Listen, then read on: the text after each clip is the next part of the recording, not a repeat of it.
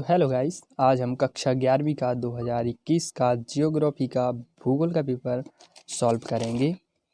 यहाँ पे आप देख लीजिए। यहाँ पे हमारा फर्स्ट क्वेश्चन है, सही विकल्प चुनिए।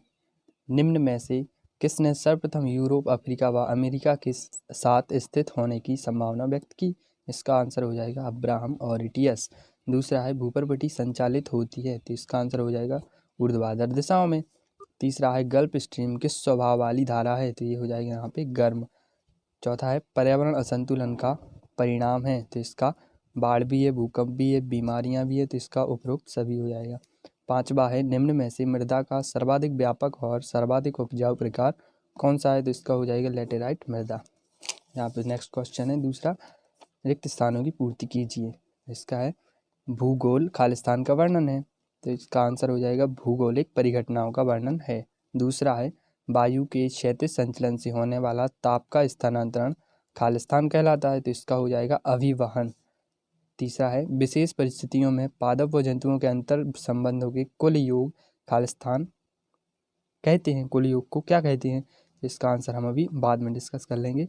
चौथा है, भारत का दक्षिणी हिस्सा खालिस्तान कटिबंधीय के अंतर्गत आता है, तो इसका हो जाएगा उष्ण कटिबंधीय जलवायु। पांचवा है, राष्ट्रीय वन नीति के अनुसार खालिस्तान प्रतिशत भूभाग पर वन क्षेत्र विकसित करने का लक्ष्य निश्चित किया गया है, तो इसका हो जाएगा 33%। यहाँ पे नेक्स्ट क्वेश्चन है, एक शब्द में या एक वाक्य में उत्तर। पहला है, सिस्मोग्राफ द्वारा क्या ज्ञात किया जाता है? तो इसका आंसर हो जाएगा भूकंप की तीव्रता व अवधि का पता लगाने के लिए इसका उपयोग किया जाता है। दूसरा है, भूकंप भूमध्य रेखा के निकट किस प्रकार की वर्षा होती है? इसका आंसर है संवहनीय वर्षा होती है। तीसरा है, मानव आनुवांशिक रूप से किस प्रजाति से संबंधित है? इसका आंसर है डेनिसोवन और निएंडरथल प्रजाति से संबंधित है। चौथा है, भारत की मुख्य भूमि स्तर में उत्तर में किस राज्य या केंद्र शासित प्रदेश से प्रारंभ होती है? तो इसका आंसर है कश्मीर। यहाँ पे हमारा पांचवा क्वेश्चन है, सामान्यतः मिट्टी में कितने संस्तर होते हैं? तो इसका आंसर हो जाएगा 3 या 4 संस्तर होते हैं। नेक्स्ट क्वेश्चन है, सत्य सत्य। पहला क्वेश्चन है, गुरुत्वाकर्षण बल के अभाव में अपरदन, अपक्षय और निक्षेपण संभव नहीं है। इसका आंसर है असत्य। दूसरा है, जलवाष्प का जल के रूप में बदलना संघनन कहलाता है, तो ये भी असत्य हो जाएगा। तीसरा है, एक स्तर से दूसरे स्तर पर ऊर्जा प्रवाह खाद्य श्रृंखला कहलाती है, तो ये सत्य हो जाएगा।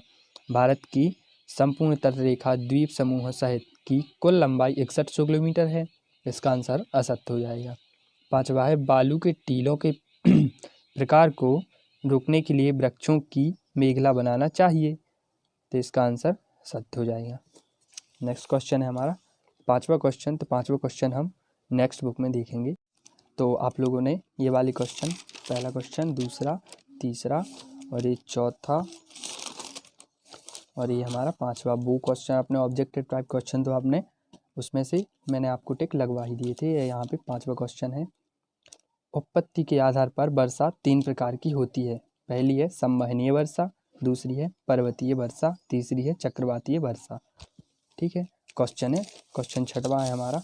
छठवां क्वेश्चन क्या था, परितंत्र से आप क्या समझते हैं? तो इसका आंसर है परितंत्र या पारिस्थितिक तंत्र।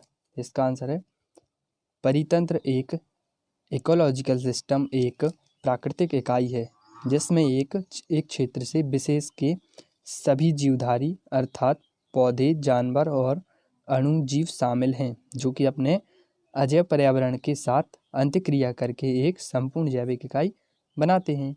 ये हमारा छठवां आंसर हो जाएगा। यहाँ पे आप स्क्रीनशॉट लेके भी इनको सॉल्व कर सकते हैं।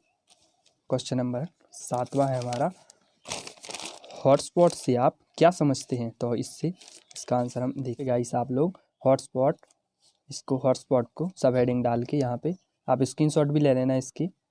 यहाँ पे मैं बोल रहा हूँ, हॉटस्पॉट एक ऐसा स्पेसिफिक लोकेशन होता है जो कि इंटरनेट एक्सेस प्रदान करता है। Wireless local area network WLAN के माध्यम से ये टर्म जनरली सिनोनिम्स समानार्थक होता है। एक वाईफाई कनेक्शन के साथ एक नेटवर्क जो कि हॉटस्पॉट करता है, उसमें प्राइमरली दो चीज़ रहते हैं जो कि मॉडर्न और वायरलेस राउटर हॉटस्पॉट कहलाता है। ठीक है गाइस, यहाँ पे हमारा नेक्स्ट क्वेश्चन 8वां क्वेश्चन हम देख लेते हैं। एक वैज्ञानिक विषय के रूप में भूगोल किन 3 वर्गीकृत प्रश्नों से संबंधित है? इसका आंसर है, यहाँ पे पहला हम पॉइंट वाइज कर लेंगे इसका, हम अथवा देख रहे हैं ये वाला। भूगोल के अध्ययन में क्रमबद्ध उपागम एवं प्रादेशिक उपागम का संक्षिप्त वर्णन कीजिए, ये वाला क्वेश्चन।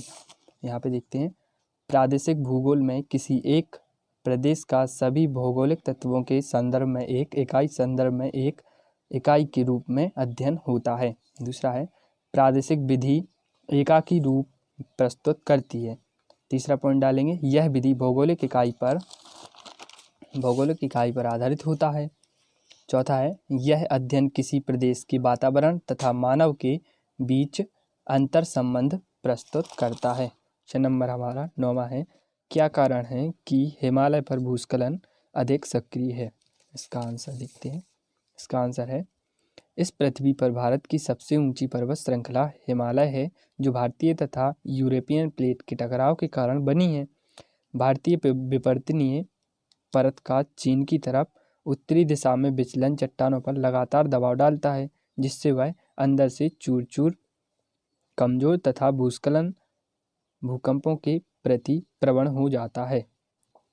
प्रश्न क्रमांक हमारा 10वां है, तापमान के आधार पर महासागरीय धाराओं को कितने भागों में बांटा गया है? वर्णन कीजिए। इसका हम अथवा देख लेते हैं, ज्वार भाटा का महत्व लिखिए। इसका आंसर देखते हैं अथवा का, यहाँ पे देखो यह है अथवा। इसका आंसर है, ज्वारीय तरंगें नदियों के जल स्तर को ऊपर उठा देती हैं, जिससे जलयान आंतरिक बंदरगाहों तक पहुंच जाते हैं। ज्वारभाटा में जमीन से तप्त लावा, कोयला और उनके अनेक प्रकार के पदार्थ निकलते हैं। काली मिट्टी तथा उपजाऊ मिट्टी भी प्राप्त होती है, जो फसलों के लिए अत्यधिक उपयोगी होती है। ये क्वेश्चन हमारा कंप्लीट है।